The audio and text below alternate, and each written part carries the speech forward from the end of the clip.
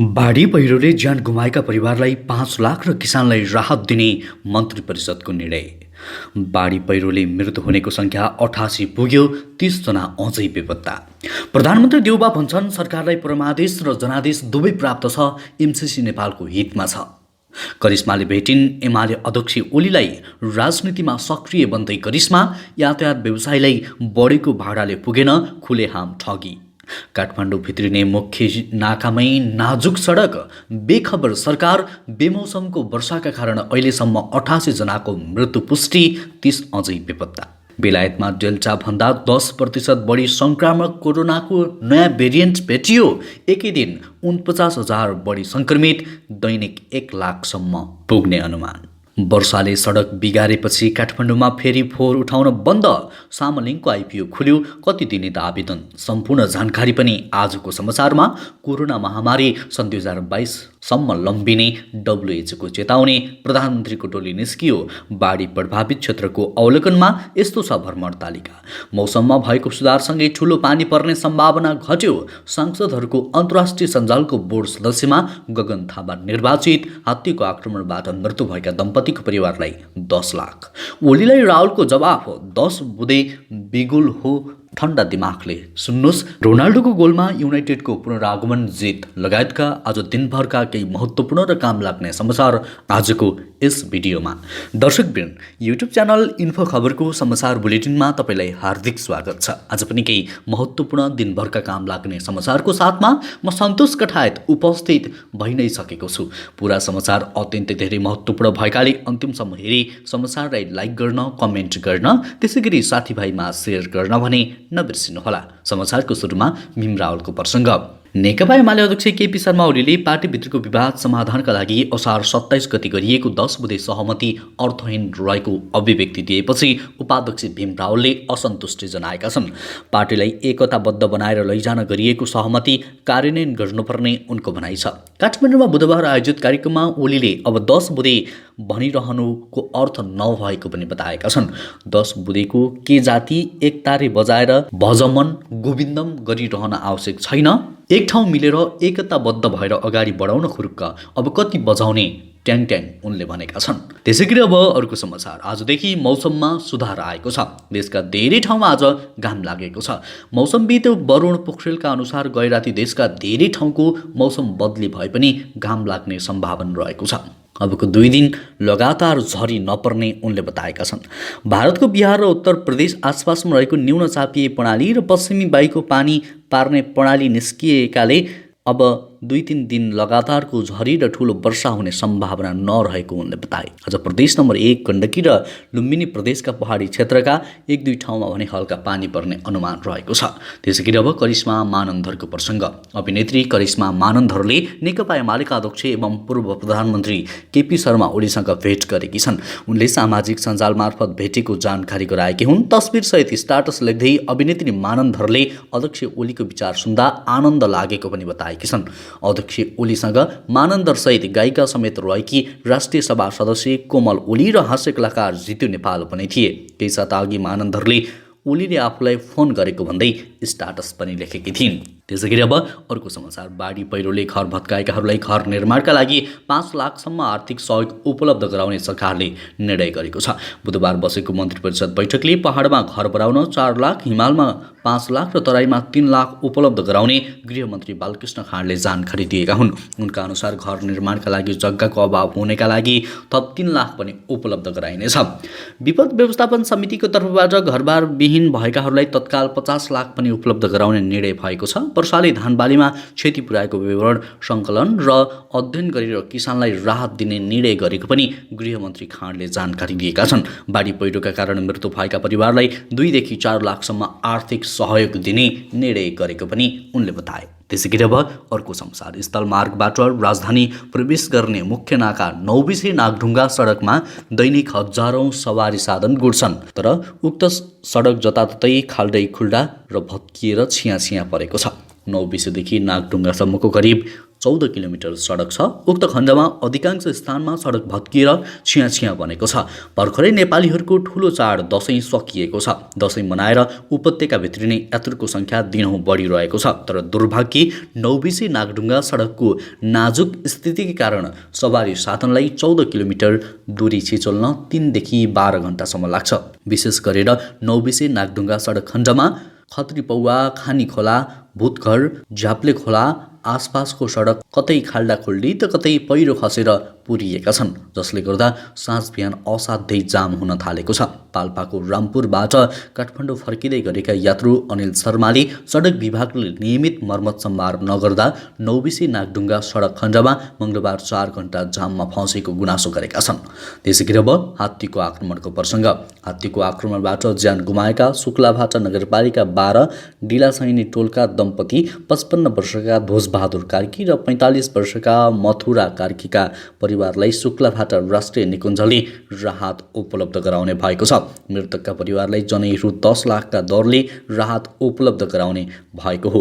वन्यजन्तुबाट हुने क्षतिको राहत सहयोग निर्देशिका बमोजिम मृतक परिवारको आश्रित हकवालालाई रु 10 लाखका दरले राहत रकम उपलब्ध गराइने निकुञ्जका प्रमुख संरक्षक अधिकृत दिलबहादुर पूर्जा मगरले जानकारी दिए। त्यसैगरी अब बाढीको वितण्डाको प्रसङ्ग। बेमौसमी वर्षापछि आएको बाढी पहिरो र डुबानबाट आज बिहानसम्ममा मुलुकका विभिन्न जिल्लामा 88 जनाको मृत्यु भएको गृह मन्त्रालयको तथ्याङ्क रहेको छ। मन्त्रालयको विपद व्यवस्थापन महाशाखाका अनुसार कुल 30 जना बेपत्ता भएका छन्। अधिकांशको पहिरोका कारण ज्यान गएको हो। आज मात्रै 11 जनाको पुष्टि भएको छ। यसअघि बुधबार 63 र मङ्गलबार 14 जनाको मृत्यु पुष्टि भएको हो। विपदमा परेर 5 थरमा मात्रै सबैभन्दा बढी 27 जनाको मृत्यु भएको छ। इलाम र डोटीमा 13 जनाको मृत्यु भएको छ। त्यस्तै कालीकोट, बैतडी, डडेलधुरा, बझाङ, हुम्ला, सोलुखुम्बु, प्युठान, धनकुटा, मोरङ, सुनसरी, उदयपुर लगायतका 15 जिल्लामा मानवीय क्षति भएको महाशाखाका प्रमुख हुमकला पाण्डेले जानकारी दिनुभयो। विपदबाट 20 जिल्ला प्रभावित भएका छन्। बझाङमा सबैभन्दा बढी 21 जना हराइरहेका छन्। त्यसैगरी अब एमसिसीको प्रसङ्ग। प्रधानमन्त्री शेरबहादुर देउवाले सरकारलाई सर्वोच्च अदालतको परमादेश र जनादेश दुवै प्राप्त भएको बताएका छन्। गोरखापत्र दैनिकलाई दिएको एक अन्तर्वार्तामा प्रधानमन्त्री देउवाले वर्तमान सरकारलाई परमादेश र जनादेश दुवै प्राप्त भएको बताएका हुन्। प्रधानमन्त्री देउवाले वर्तमान सरकारलाई परमादेश जनादेश दुवै प्राप्त भएको जानकारी दिँदै गोरखापत्रको एक प्रश्नमा देउवाले भनेका छन्, सम्मानित सर्वोच्च अदालतले संविधानको व्याख्या गरेर मलाई प्रधानमन्त्री बनाउन परमादेश दिएको हो। प्रधानमन्त्री देउवाले सहयोग अमेरिकी परियोजना मिलेनियम च्यालेन्ज कर्पोरेसनको हकमा नेपालको हितमा भएको भन्दै देउवाले यसमा विवाद गर्न आवश्यक नरहेको पनि बताएका छन्। एमसिसी अमेरिकाले दिएको विकास अनुदान भएको बताउँदै देउवाले भनेका छन्, एमसिसी नेपाललाई दिएको ग्रान्ट हो, ब्याजमा होइन, ऋण होइन, यो अनुदान हो। केही तत्त्व छन् नेपालमा, तिनले एमसिसीको नाममा बखेडा गर्न खोजेका छन्। त्यसैले एमसिसी विशुद्ध नेपालको हितमा रहेको छ। दर्शकवृन्द, एमसिसी नेपालको हितको पक्षमा छैन भन्ने सबैजनाले कृपया कमेन्टमा दबाव स्वरूप नो एमसिसी भनेर कमेन्ट गर्नुहोला। त्यसैगरी अब अर्को समाचार। यातायात व्यवसायीको माग अनुसार सरकारले भाडा वृद्धि गरेपछि मनपरी रूपमा भाडा असुली भइरहेको पाइएको छ। सम्बन्धित निकायको अनुगमनको अभावका कारण व्यवसायीले उपत्यकासहित बागमती प्रदेशको अन्तर जिल्ला यातायातमा तोकिएको झण्डै 2 वर्षसम्म भाडा असुल गरेका हुन्। काठमाडौँ उपत्यकामा न्यूनतम भाडा 18 रुपियाँ तोकिए पनि सार्वजनिक सवारी साधनका चालक सहचालकले खुद्रा पैसा नभएको बहानामा 20 रुपियाँमा नै असुलिरहेका छन्। कतिपय चालक तथा सहचालकले न्यूनतम भाडा नै 20 रुपियाँ रहेको जिकिर गर्दै वाद विवाद गर्ने गरेको यात्रुहरूको गुनासो रहेको छ। सरकारले असार 29 गतेदेखि लागू हुने गरी अन्तर प्रदेश राजमार्गमा चल्ने सार्वजनिक यातायात भाडा 28% वृद्धि गरेको थियो। छोटो दूरी र प्रदेशभित्रकै एक जिल्लाबाट अर्को जिल्लामा चल्ने यातायात भाडा भने बढाएको थिएन। त्यसैगरी अब गगन थापाको प्रसङ्ग। विभिन्न देशका सांसदहरूले अन्तर्राष्ट्रिय सञ्जालको बोर्ड सदस्यमा नेपालका सांसद गगन कुमार थापा निर्वाचित भएका छन्। विश्व बैंक र अन्तर्राष्ट्रिय मुद्रा कोष सम्बन्धी अन्तर्राष्ट्रिय सञ्जालको बोर्ड सदस्यमा उनी सन् 2021 देखि 23 का लागि निर्वाचित भएका हुन्। बोर्ड सदस्यका रूपमा उनले विश्वका 140 भन्दा बढी देशका सांसदसँगै समावेशी विकासका लागि काम गर्ने भएका छन्। उनले यस अवसरलाई आफूले सिक्ने, सम्बन्ध विस्तार गर्ने र सक्दो योगदान गर्ने मौकाको रूपमा उपयोग गर्ने बताए। उनले सांसदहरूको अन्तर्राष्ट्रिय सञ्जालको अग्रपन्थीका लागि आफू निर्वाचित भएको खबरले उत्साहित भएको पनि उल्लेख गरेका छन्। त्यसैगरी अब आइपिओ सम्बन्धी पछिल्लो अपडेट। सामलिङ पावर कम्पनी लिमिटेडले आज बिहिबारदेखि सर्वसाधारणका लागि आइपिओ बिक्री खुला गरेको छ। कम्पनीले 7 करोड 30 लाख रुपियाँ बराबरको प्रति किता 100 रुपियाँ अङ्कित मूल्यका दरले 7,30,000 किता साधारण सेयर निष्कासन गरेको हो। कुल आइपिओ मध्ये 2% अर्थात् 14,600 किता कर्मचारीहरूका लागि र 5% अर्थात् 36,500 किता सामूहिक लगानी कोषका लागि छुट्याइएको छ। बाँकी 6,78,900 किताका लागि सर्वसाधारणले आवेदन दिन सक्नेछन्। न्यूनतम 10 किता तथा अधिकतममा 20,000 किताका लागि आवेदन दिन सकिनेछ। कम्पनीको धितोपत्र निष्कासन तथा बिक्री प्रबन्धक Nepal SBI merchant banking limited रहेको छ। सर्वसाधारणले 8 कार्तिकसम्म आवेदन दिन सक्नेछन्। त्यसैगरी अब अर्को समाचार। काठमाडौँ उपत्यका र आसपासका नगरपालिकाहरूमा फेरि फोहोर उठाउन बन्द भएको छ। सोमबारदेखिको वर्षाका कारण नुवाकोटको सिसडोल स्थित ल्यान्डफिल साइडमा फोहोर बोकेका गाडी पुग्न सकेका छैनन्। काठमाडौँ महानगरपालिकाका अनुसार 2 दिनदेखि फोहोर उठाउने काम रोकिएको छ। यसै पनि दसैँमा केही दिन फोहोर उठाउने काम लगभग ठप्प थियो, तर दसैँ नजिकिँदै गर्दा झरी परेपछि सिस्टोलमा फोहोर बोकेका गाडी जान नसक्ने अवस्था बनेको हो। महानगरपालिकाका एक अधिकारीका अनुसार बुधबार पनि फोहोर बोकेका गाडीलाई ल्यान्डफिल साइट लैजाने प्रयास गरिएको थियो, तर सडक हिलो भएका कारण फोहोर बोकेका गाडी जान नसकेको उनले बताए। यसले गर्दा दसैँदेखि जम्मा भएको फोहोर घरभित्रै राखेर दुर्गन्ध सहनु पर्ने बाध्यता सृजना भएको छ। त्यसैगरी अब अर्को समाचार। बेलायतमा पछिल्लो 24 घण्टामा 49,139 जना कोरोना संक्रमित थपिएको department of health and social केयरले जानकारी दिएको छ। दैनिक संक्रमित संख्या 1 लाखसम्म पुग्ने स्वास्थ्य मन्त्री साजिद जाविदले बुधबार साँझको कोरोना अपडेट प्रेस ब्रिफिङमा बताए। बेलायतमा कोरोनाको डेल्टा भेरिएन्ट 10% बढी संक्रामक नयाँ भेरिएन्ट भेटिएको छ। पछिल्लो पटक विकसित भएको कोरोनाको डेल्टा भेरिएन्टभन्दा नयाँ भेरिएन्ट 10% संक्रामक भएकाले सचेत रहन विज्ञ तथा डाक्टरहरूले सुझाव दिएका छन्। कोरोनाको नयाँ विकसित रूप फैलिएका कारण बेलायतमा कोरोना महामारी बढ्दो छ। नयाँ विकसित स्वरूपको यो भेरिएन्टका कारण चिन्तित बनेको बेलायतले कोरोना नियन्त्रणका लागि थप उपाय अवलम्बन गर्न विज्ञ तथा वैज्ञानिकसँग परामर्श समेत थालेको छ। यो महामारीबाट मुक्त हुन अझै केही समय लाग्ने विज्ञले बताएका छन्। त्यसैगरी अब अर्को समाचार। प्रधानमन्त्री शेरबहादुर देउबा बाढी पहिरो र डुबान प्रभावित क्षेत्रको अवलोकनमा निस्किएका छन्। बिहिबार बिहान 8 बजे उनी काठमाडौँबाट बाढी पहिरो र डुबान प्रभावित विभिन्न जिल्लामा अवलोकन गर्न निस्किएका हुन्। प्रधानमन्त्रीको टोलीमा अर्थमन्त्री जनार्दन शर्मा, पर्यटन मन्त्री प्रेम आले, पूर्व मन्त्री एनपी साउद, रमेश लेखक र वीरबहादुर बलायर पनि सहभागी छन्। सुर्खेत विमानस्थलमा कर्णाली प्रदेशमा भएको क्षतिका सन्दर्भ प्रधानमन्त्रीले ब्रिफिङ लिनेछन्। त्यसपछि प्रधानमन्त्रीको टोली सुर्खेत, डोटीको दिपायल, बझाङ, बैतडी, कञ्चनपुर, कैलालीको अवलोकनपछि प्रधानमन्त्रीको टोली धनगढी बास बस्नेछ। देउबाको टोली शुक्रबार बर्दिया र बाँके हुँदै मात्रै काठमाडौँ फर्किने तय भएको छ। त्यसैगरी अब अर्को समाचार।